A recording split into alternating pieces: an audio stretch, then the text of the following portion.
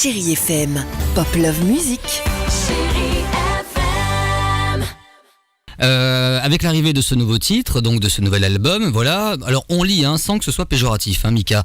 Voilà, que vous profitez aussi de votre passage dans The Voice, voilà, qui a été plus que remarqué. On va y revenir, bien sûr, pour justement faire connaître encore plus votre univers musical. Vous étiez déjà très connu en France, mais j'ai l'impression que là, vous avez aussi touché et vous allez encore toucher un autre public. Vous vous en êtes rendu compte ou pas ces derniers mois ? Je pense que, premièrement, j'ai beaucoup de conversations dans la rue. J'aime bien aller au marché aux puces, même pas pour acheter, juste pour regarder et pour manger.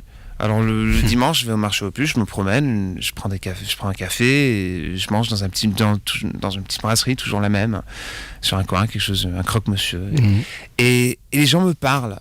Et c'est drôle, après The Voice, les gens me parlaient beaucoup plus, mais d'une manière très directe. Et ça, je trouve ça très puissant. Et aussi, je pense que moi, je fais ma musique parce que ça sort de ma vie. Et j'ai commencé à faire la musique quand j'avais... professionnellement, quand j'avais 10 ans. Alors, ça fait depuis l'âge de 10 ans et maintenant j'ai 30 ans. Là, et j'étais payé. Et l'argent, c'était pas vulgaire. L'argent, quand quelqu'un me payait pour chanter quand j'avais 10 ans, ça m'a changé ma vie. Parce que j'étais quelqu'un qui avait beaucoup de mal à l'école et dans la vie normale, ouais, à ce moment-là, parce qu'on avait déménagé, j'étais déstabilisé par beaucoup de choses dans la vie. Et tout d'un coup, j'avais une valeur. J'étais un adulte. Je chantais et c'était un job. Et c'est pour ça que je me suis dit, bon... Je sais pas, c'était quelque chose de très sérieux, mais aussi qui me donnait la possibilité de la liberté et d'un sentiment de valeur.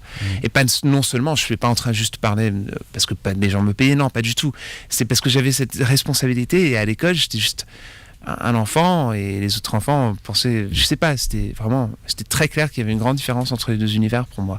Alors, cette idée que la musique fait vraiment partie de ma vie, et c'est comme ça que je vis ma vie, de pouvoir être sur un programme où ils m'ont permis de rester moi-même et de m'exprimer avec beaucoup de liberté. En tout cas, les gens vous parlent différemment, mais plus de façon un peu plus familièrement, mais sans que ce soit trop poli. Mais en tout cas, voilà, comme un bon copain que l'on a vu pendant des semaines à la télé. Et voilà, donc leur discours, bien évidemment, il y a ceux qui aiment et qui connaissaient votre musique, et puis il y a ceux aussi qui vous découvrent. Voilà, mais il y a eu d'autres artistes comme ça qui ont participé à des télécrochets, Jennifer Lopez, Christina Aguilera ou encore Kylie Minogue, voilà, à l'international, qui eux aussi ont fait. Et maintenant Pharrell également. Enfin voilà, il y en a plein. Donc ce n'est absolument pas péjoratif et c'est vachement. Oui, bien, ouais, je pense, mais il faut juste rester soi-même. Ah oui. Et ça, c'est dans les mains de la prod. Et vraiment, par exemple, quand j'ai dit oui, j'ai dit je dois avoir le temps de faire mes disques.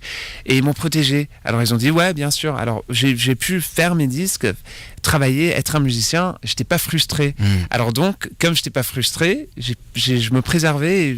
Et quand je montais sur le plateau, je pouvais être moi-même. Et je pouvais vraiment m'engager dans les talents et ce que je voyais, même dans les coachings et dans les choix des chansons. Si vous aviez eu 17, 18, 20 ans... vous n'auriez pas aimé faire justement un télécrochet voilà, comme The Voice, alors que pendant cette période-là, ces âges, vous étiez très timide. Est-ce que vous l'auriez fait, vous ? C'est drôle, j'étais timide, mais pas quand je chantais. Quand je chantais, j'étais comme un boxeur qui rentrait dans l'arène. C'était vraiment ça. Alors, je pense que je l'aurais fait parce que je pense que sur The Voice, ils nous laissent utiliser des pianos. Alors j'aurais pu me mettre au piano et chanter vraiment à ma manière. Et ça, je trouve ça c'est bien. Mais au même temps, je trouve maintenant c'est plus facile, mais avant je trouvais les covers très difficiles.